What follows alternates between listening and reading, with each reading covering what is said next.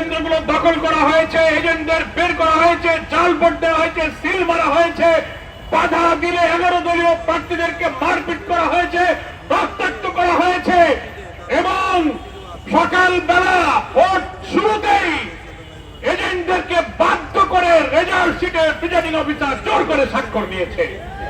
এই ভোট প্রমাণ করেছে দলীয় সরকারের অধীনে কোন নির্বাচন কোনদিন নিরপেক্ষ হয় না, সেটাই বিএনপি প্রমাণ করলো। আমরা সেই 2 নির্বাচনের সফর করে বলে এসেছিলাম প্রিজাইডিং, পোলিং, প্রশাসন, রিটার্নিং অফিসার নিরপেক্ষ থাকবেন। শেরপুর আর বগুড়া যাওয়া একটি মাগুরার নির্বাচনের মতো প্রতারণা নির্বাচন না হয়। শেষ পর্যন্ত আমরা কিন্তু তাই প্রমাণ করলেন। ফলে জাতির কাছে আপনাদেরকে ফিরে আসতে হবে। কোন সংখ্যাগরিষ্ঠতা, কোন পুলিশ, কোন র্যাব, কোন পরাশক্তি কিন্তু জুলাইয়ের আগস্টের বিপ্লবকে ঠেকাতে পারে নাই। ফলে ওই সংখ্যাগরিষ্ঠতার দোহাই দিয়ে জনগণের বিপক্ষে অবস্থান নেবেন না।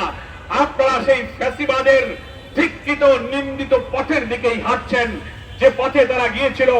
আপনাদের যাত্রা দেখে মনে হয় সে অপরিণামদর্শী পথে আপনারা রওনা করেছেন।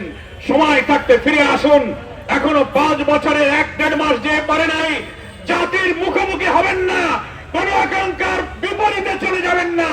তাহলে ইতিহাস থেকে শিক্ষা নিতে হবে। এই জনগণ আর বারবার রক্ত দিয়ে সহস্র জীবন, 30-40 হাজার মানুষের রক্তাক্ত ক্ষতবিক্ষত স্মৃতি আর সামনে আনতে চায় না।